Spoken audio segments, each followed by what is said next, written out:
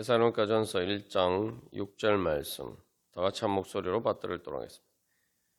또 너희는 많은 환난 가운데서 성령의 기쁨으로 말씀을 받아 우리와 주를 본받은 자가 되었으니 아멘. 복음을 통해서 하나님께서 우리에게 주시는 성령의 기쁨은 사랑의 기쁨이다. 우리가 어제 나누었습니다. 그래서 이 사랑의 기쁨은 또한 다른 사람들에게 또한 우리가 받은 동일한 자유와 생명의 기쁨, 성령의 기쁨을 주는 그러한 기쁨입니다. 그리고 그것은 또한 왕같은 제사장이 누리는 기쁨입니다. 그래서 이 데살로니가 교회 교인들이 말씀을 받았을 뿐만 아니라 그래서 단순히 말씀을 받아서 예수님을 믿는 것뿐만 아니라 우리와 주를 본받은 자가 되었다라고 할 때 이것은 이제 예수님을 닮아가는 성화뿐만 아니라 7절 8절에 이제 사도 바울이 이야기하는 것처럼 이들은 예수를 믿은 지 얼마 되지 않았지만 그러나 또 예수님을 믿는 것 자체 때문에 많은 환난이 있었지만 그럼에도 불구하고 3절에서 이야기하는 것처럼 믿음의 역사와 사랑의 수고와 소망의 인내로 바로 또 복음을 전하는 일을 했습니다. 그렇기 때문에 우리와라고 되어 있는 것처럼 이게 사도 바울의 일행을 본받아서 그들이 많은 환난 가운데서도 포기하지 않고 이 복음을 전한 것처럼 데살로니가 교회 교인들도 또 그 바울을 본받아서 많은 환난 가운데서도 자기들만 예수님 믿는 것이 아니라 또 복음을 전하고 또 그래서 하나님 앞에서 성도들을 양육하기 위해서 또 믿음의 역사와 사랑의 수고와 소망의 인내로 그 모든 일을 했다는 것입니다. 그렇기 때문에 사도 바울은 말 그대로 그냥 주님을 본받는다 단순한 성화의 차원에서 뿐만 이야기하는 것이 아니라 또 예수님이 복음을 전하시고 또 바울이 복음을 전한 것 그런 것까지 본받는 그런 자들이 되었다라고 그렇게 칭찬하고 있는 것입니다. 그래서 근데 여기서 우리가 다시 한번 생각해 볼 것은 내가 예수님을 믿는 것 때문에 많은 어려움과 환난이 있는데 어떻게 그것을 또 다른 사람들에게 전할 수가 있는가? 성령의 기쁨이 없으면은 우리가 그것을 전할 수가 없죠. 내가 예수 그리스도의 복음을 믿고 그것 때문에 여러 가지 힘들고 어려운 일이 있지만 그러나 그 모든 것을 능가하는 그 모든 것보다 더 큰 그러한 성령의 기쁨, 그러니까 하나님만이 주실 수 있는 그러한 기쁨과 평안이 있기 때문에 다른 사람들에게 자신 있게 권할 수가 있는 거죠. 너도 나처럼 이 복음을 믿어봐라. 그렇게 이야기할 수가 있는 거죠. 그것이 바로 이제 큰 확신이죠. 그래서 우리가 정말 내가 예수 그리스도의 복음을 믿을 때에 정말 내가 예수님을 믿고 보니까 너무 좋더라. 정말 그래서 내가 왜 이런 예수님을 진작에 믿지 않았는지 참 후회가 된다. 그렇게 생각하고 그래서 정말 다른 사람들에게 그렇게 자신 있게 그러니까 너도 빨리 예수님을 믿고 예수님 복음을 믿어라. 그렇게 이야기할 수 있을 때 그것이 바로 이제 큰 확신이죠. 그렇게 우리가 정말 다른 사람에게 내가 예수를 믿어서 정말 복 받았다라고 자랑할 수 있는 그런 자리에 설 수 있다면은 우리가 참으로 성령의 기쁨이 무엇인지 경험한 것이라고 볼 수가 있을 것입니다. 그래서 이 성령의 기쁨은 말 그대로 세상의 모든 환난을 초월할 수 있는 그 모든 것을 능가하는 것이 바로 성령의 기쁨이에요. 그 성령의 기쁨은 하나님께서 주시는 기쁨이고 이 하나님의 기쁨이기 때문에 이것은 어떤 내 상황이나 내 마음의 어떤 감정적인 변화나 또한 내 몸이 아프거나 이런 것에 영향을 받지 않는 기쁨입니다. 우리가 하나님 예수의 그리스도를 믿고 복음의 기쁨을 누린다고 하면서도 우리가 물론 내 기쁨이 일시적으로는 그것에 영향을 받을 수는 있지만 근본적으로 계속 내가 그 감정의 기복이 있는 가운데서도 여전히 변하지 않는 그래서 일관되게 지속될 수 있는 그런 뭔가 이렇게 은은하게 그런 파도 치는 그 밑에 든든하게 토대처럼 변하지 않고 있는 그러한 것들이 있다면은 그게 바로 이제 성령의 기쁨이죠. 그래서 그런 성령의 기쁨이 있으면은 우리가 일시적으로 뭐 부정적인 감정에 휩쓸릴 수 있어도 우리가 그것 때문에 말 그대로 휩쓸려 가지 않고 쓰러지거나 넘어지지 않고 또 아주 힘든 경우에 쓰러지고 넘어진 것처럼 보여도 다시 그 성령의 기쁨으로 다시 힘을 얻어서 우리가 거기에서 일어나서 확고한 믿음을 가지고 큰 확신을 가지고 우리가 계속 주님의 뒤를 따라갈 수가 있을 것입니다. 우리가 그런 성령의 기쁨을 가졌다는 것이 바로 내가 영생을 가졌다는 가장 사실은 중요한 증거죠. 영생이라는 게 무엇입니까? 영생이라는 것은 영원한 생명. 다시 말하면은 아무리 죽은 것처럼 보여도 결국 죽지 않고 다시 부활하는 생명입니다. 우리가 그래서 주님 안에서 누리는 기쁨이 정말 어떠한가? 그래서 우리 자신을 다시 한번 검증해보고 또 우리의 그러니까 세상 속에서 힘든 일 가운데서 기쁨을 잃어버릴 때마다 잃어버린 것처럼 보일 때마다 우리가 다시 한번 내 안에 성령의 기쁨이 있음을 믿고 우리가 그것을 구할 때에 바로 우리의 영혼의 심지에서 다시 성령의 불꽃이 환하게 타오르게 되고 또한 오늘 그래서 우리가 찬양한 것처럼 그 주의 사랑의 빛의 광채를 통해서 우리의 모든 어두움이 물러가고 우리는 다시 주님께서 주신 기쁨으로 힘차게 일어날 수가 있을 것입니다. 그래서 이 성령의 기쁨과 대비되는 것이 돌밭의 기쁨인데 돌밭이라는 것은 마음의 밭 중에 돌밭은 우리가 앞에서 나눈 것처럼 말씀을 받았지만 그러나 조금 힘들고 어려운 일이 닥치면은 기쁨을 잃어버려서 말씀을 더 이상 따르지 않고 버리는 것이 바로 돌밭의 기쁨입니다. 그러나 참된 성령의 기쁨은 많은 환난 가운데에서도 꺼지지 않고 우리가 지난 주일 나눈 하나님의 사랑의 불길처럼 오히려 그 많은 환난 가운데서 세상 기쁨이 다 사라질 때에도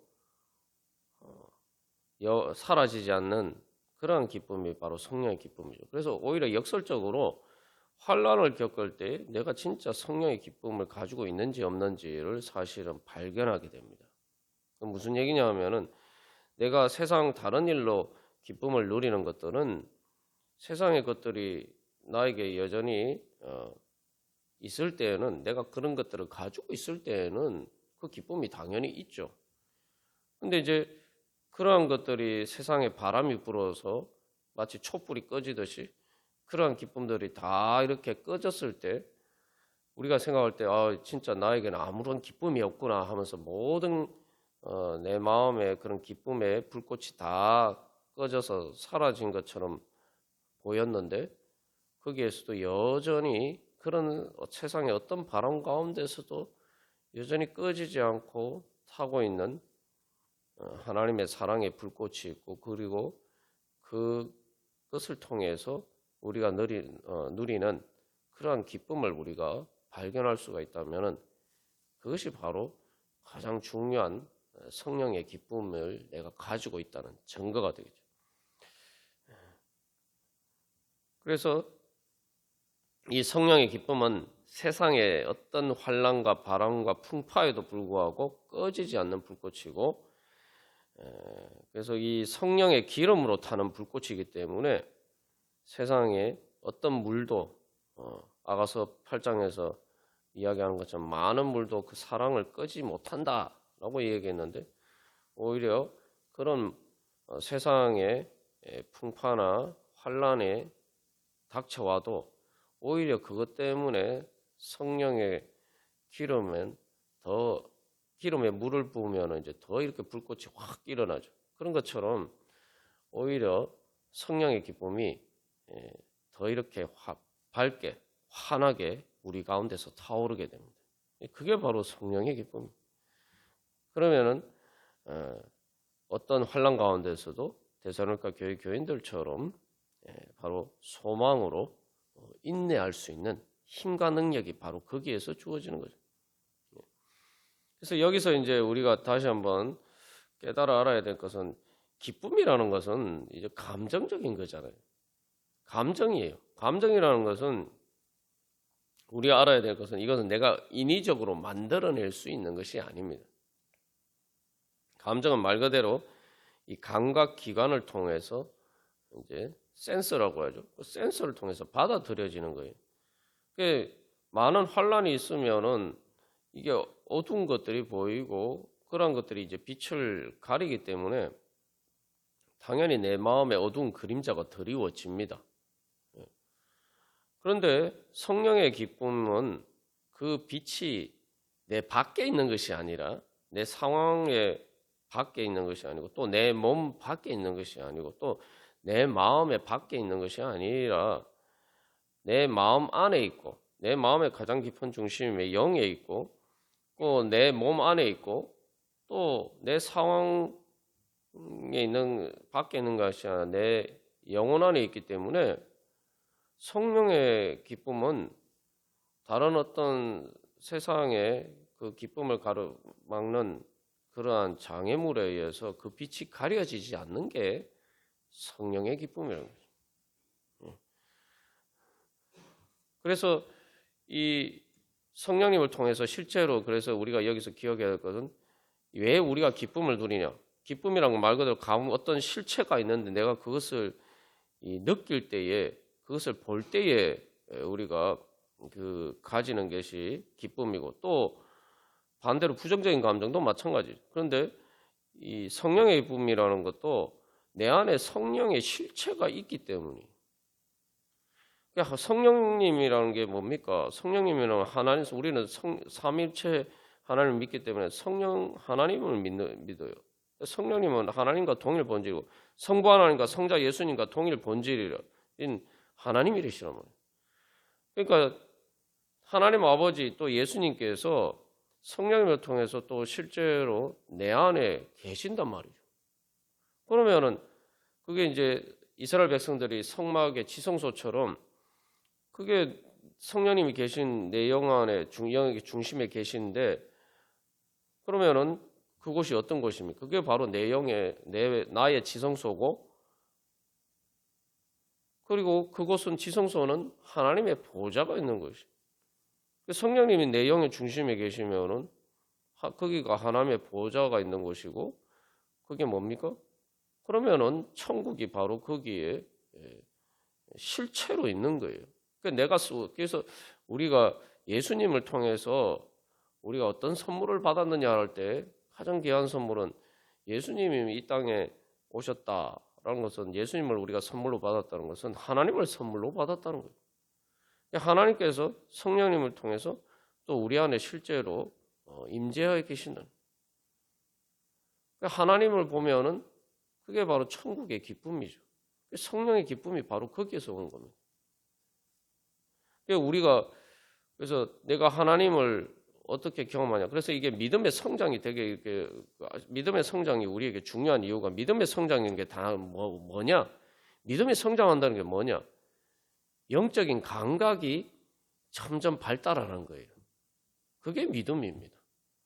그 가데스 바네아 사건에서 이스라엘 백성들은 열정 당군과 다른 이스라엘 백성들은 가나안 거인 족속들 앞에서 그것보다 더 크신 하나님이 눈에 안 보인단 말이에요. 그들의 영적인 감각에는 그게 어두워져 있기 때문에 그만큼 성장하지 못해서 하나님이 안 보여요.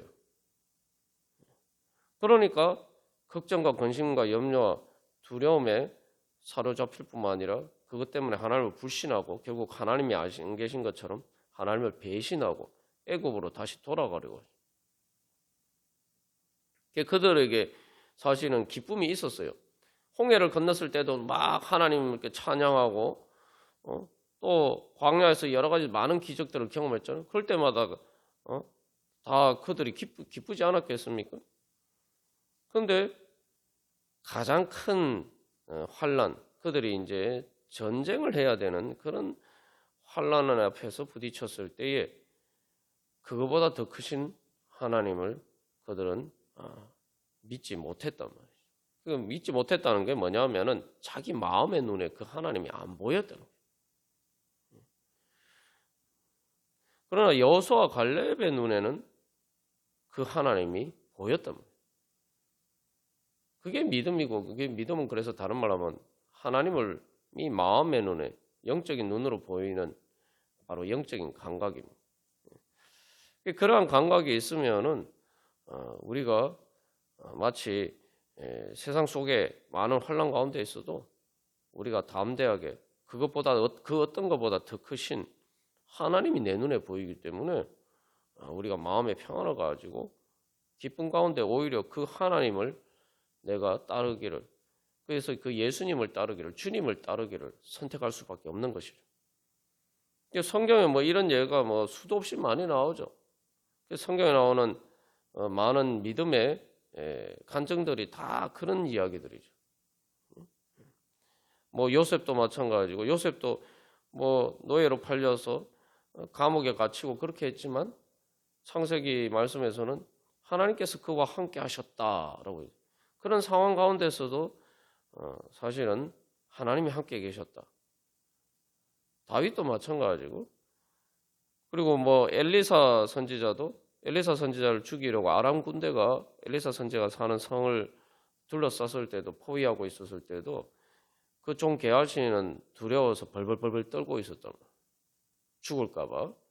그런데 엘리사 선지자가 하나님께 게하시의 눈을 열어 주시옵소서라고 기도했을 때에 그 게하시의 눈이 열려서 보니까 아람 군대보다 더 많은 하늘의 천군 천사들이 바로 엘리사 선지자를 둘러싸서 지키고 보호하고 있었다.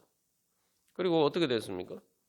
결국은 그 천군 천사들을 통해서 하나님께서 아람 군대를 멸하셨죠.